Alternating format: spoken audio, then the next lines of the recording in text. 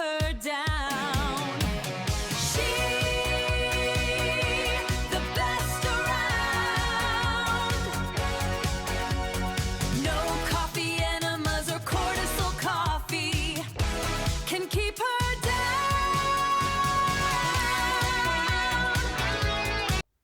Welcome to Keeping It Real. I'm your host, KP, and I received a highly recommended certificate from the Scottish Podcast Awards, sponsored by Spotify. Amazing, brilliant. And do you know what? It was the awards night the other night, and I don't really go to things like that because I'm socially awkward. And as I've got older, I'm not able to mask that as much as I could do when I was younger.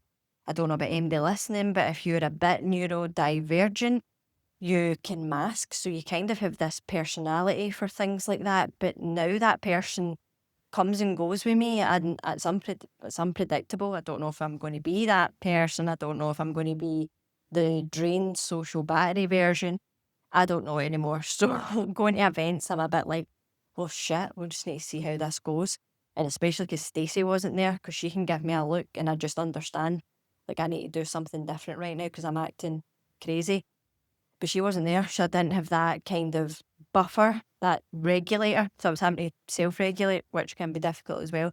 But I enjoyed it. It was a good time. I was starting to kind of lose the will to live at the end of it, especially after I hadn't won the awards. I was like, fuck that, but I had to wait till the end for the certificate. Didn't stay at the after party because I thought, listen, we've come out of this unscathed, so we're leaving now. So yeah, it was a good time. Got the certificate, delighted. But next year, man, I want the glass thing. But that would have looked beautiful in here with this half-painted clay wall that I've got going on. Like, this still looks stunning. So anyway, it was the comedy award and it was the health and fitnessy one, which was probably a bit more appropriate, wasn't it, than the comedy and run about in the wigs and all that. But anyway, so yes, I was delighted to be part of it because I would have been raging otherwise, and coming away with a certificate was ideal. So yes, welcome to the podcast. Don't look at me differently because I'm a kind of award winner now, highly recommended. But thanks for tuning in every week. I absolutely appreciate you. I appreciate the people that share. I appreciate my guests that come on and take the time. So all round cool. Just missing the glass award. Apart from that, we're happy-ish. Kind of going to get on with it anyway.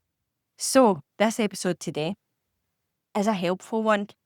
So when clients, women join Build, right? They become part of the team and they get, depending on what package they've went for, a call with me where we deep dive into their health and we are planning, man. We are like, I'm digging into the deep rooted parts of your soul that you've kept hidden for so long. I prize that out of you because I need to know all these things in order to build you the best plan that's going to get us the results, because you ain't coming in coaching with me and floating about. Like, I don't keep those people on, and I'm looking for women who are driven and they get the brief that they're going to put the work in, you know, because seeing a health journey, it doesn't matter how much money you'll be thrown at it. See, if you're not going to do the work, guess what? Tumbleweed, nothing happening, right? If you aren't going to accept that you need to do things differently because the same things, the same actions, the same patterns, you're going to equal the exact same result, the exact same thing. Obvs, right? So you can't do that. You've got to do different things. You've got to be a different you. You're changing identity. The same you has kept you in this rut. The same you is the one trying on the holiday gear and pissed off, raging. The same you is signing up for shit every other week. So that same you has to change. And that takes a bit of identity work, mindset, and doing things differently. And ideally trusting me as your coach, because I've done this for 150 years, right?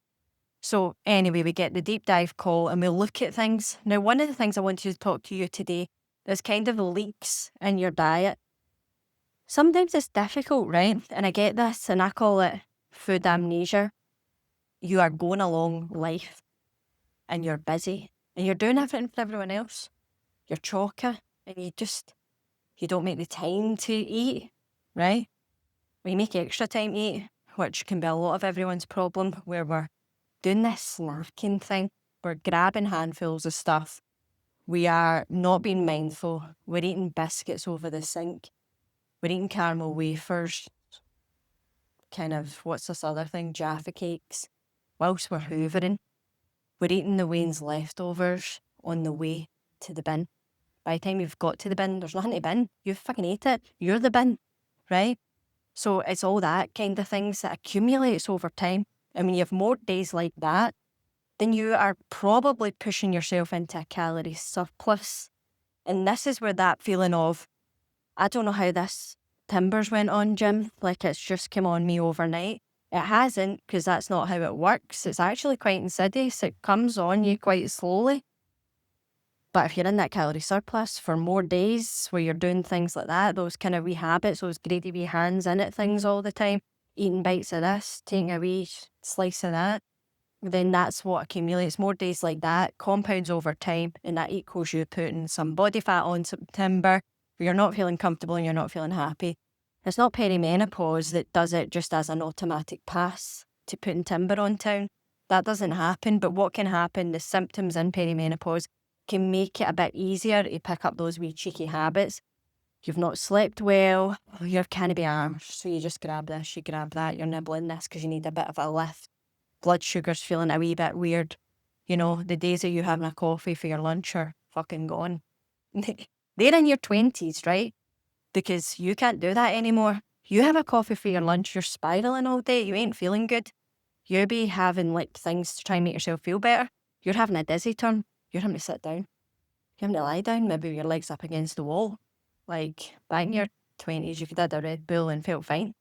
Carried on, went to the rave at night. That just isn't the case anymore when our hormones are shifting. You need to actually take care of yourself. And that's part of the issue, because you're too busy taking care of everyone else, doing all the things. And then when it comes to you, you realise, shit, I've not built anything here. I've no strong foundations. So anytime pressure is added, things are cracking, things are going tits up. And that's okay. So this is something that you can work on, right? So firstly, you need to become aware of the fact, all the jobs that you're doing. What's a glass ball? What's a plastic ball? See if you can work that out. That will help you a wee bit. It gives you a bit of headspace. I had a call with a client and she's like, I'm super stressed, super busy. Actually, she said she's too busy. She's too busy to take care of her nutrition. That was the call. And I wasn't happy, right? So I'm like that. Let's see what your screen time is. And I could tell by her face when she'd pulled up her screen time that she was like, oh shit, because I'm saying I'm too busy to take care of my nutrition to fit workouts in. But here is my screen time, telling a different story. The screen time is telling me that you're on it 6, 7, 8 hours a day. And the app is Instagram. You're scrolling on the socials. So look at all those fucking hours and you're telling me that you don't have a half an hour out your day to go and exercise. You don't have some hours in the day to make the right food choices. Your app, your screen time is basically ratting you out. It's telling the truth. But what's happened is you feel busy. Yeah, that's a different thing from actually being busy. Like actually physical time. You feel busy because you've just got too many cars driving about in your head crashing into each other. That isn't very good for like a clear pathway to see what you're doing with food. So the food amnesia can come in quite easily there. That's the walk into the bin, but you've ate the leftovers. That's the eating extra in between the meals that you don't account for because you've not sat down and enjoyed them. This is a big one. The liquid calories, right? Because a liquid calorie isn't chewing and eating and swallowing and filling you up with fibre and, proteins and fats and carbs. It's liquid calories. I need to eat my food in order to feel full. That's just the rule. And I would rather eat my calories than drink them. Because if I can smash 130, 140 calories in under 30 seconds, is that going to be good for my timber shifting? No, it's not, because I'm going to be wanting something else quite soon after that. And you'll be the same. So you need to watch the liquid calories. Now, when I'm looking at this and I'm doing the deep dive for people, the liquid calories is something that's low-hanging fruit that I like to say. Now, the low-hanging fruit, starting with low-hanging fruit, is genuinely our best bet. So if you can look at that, what's low-hanging fruit? Could I stop having all these crazy liquid calories? Am I actually eating mindlessly? Am I stress eating? Am I having, the willpower all day till nighttime because it runs out? If you get to nighttime, by the way, if you've got kids, forget it. It's 10:30 in the morning, it's gone. And then you start binging at night. Noticing these things, then you can start to look within these categories at what could be the low-hanging fruit that you could snip off, and that will help you with these little micro wins, micro missions that are going to compound over time in the other direction. So you know how I was saying, what compounds over time can be you picking, eating the kids' dinner on the way to the bin. All that compounds over time. The opposite compounds over time, and you'll start to shift timber. And if you're building muscle, you'll see the muscle that you've built. So you're getting that definition, what you maybe know as tone. But it's actually definition. It's muscle, lean muscle tissue you're building. And that doesn't happen by mistake. You have to really, plan that. If you see somebody that's in cracking neck, muscly, strongs, she's doing pull-ups, I'm like that, she's got her non-negotiables locked in. Do you know what I'm saying? So you have to look at that. Sometimes it's the hardest thing, just to take a minute and sit and work out what the fuck you're up to.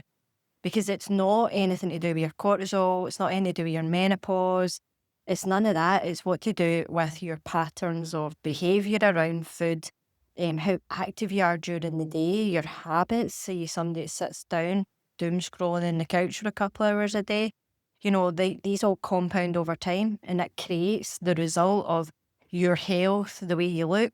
So if you do want different results, you'll have to do things differently. And when I say the low-hanging fruit, it's a good place to start, because do you know what's not going to work? Women over 35, like totally ripping apart your life and starting some crazy fitness journey that was designed by a 23-year-old. I know, because I used to be the 23-year-old that would be doing stuff like that, and I just didn't have a clue about what kind of adult life looked like, because I was suiting myself and I could do food prep for 6 hours and I wasn't eating my stress as much, Then you get to the age of 35 and your hormones can affect the way you sleep. So then that can become an issue. We're a lot more stressed. You've maybe got kids growing up. You're maybe building your career up. So that's taking over a bit. Your parents are maybe getting older. You're having to step in a bit more there. So there's much more to juggle. So the low-hanging fruit, it has to be the one you go to. Because if you keep signing up for 6 weeks of strict whatever the fuck you're doing, or this now and it's right eating boiled eggs, or this now and it's food rules, and it's all that crazy stuff, that ain't going to work. What to do is chip off the low-hanging fruit. And I think part of the issue is, as women, we feel that we start a health journey, it needs to be like, this is it, it's punishment, so this feels right. Because to get in good shape, you need to be like, a military crazy person. No. You just need to be mindful, and you need to also manage your expectations, remember. So doing that is your easiest bet. You don't need to suffer your way to health. In fact, if you are starting to suffer, then things would need to get switched about and changed, because this is something you need to carry on for your life. Plus, you want to show your kids you're just miserable. A healthy, miserable person, that's shit. So you can't be doing that either. You need to be working out the low-hanging fruit to snip that off, so it doesn't feel like you're having to consciously think about it like it's a second job, because you've already got loads of other jobs. So if I had to give you another job of like, make sure you're exactly the gram to the protein and and that rice, no. So it can't feel like a second job.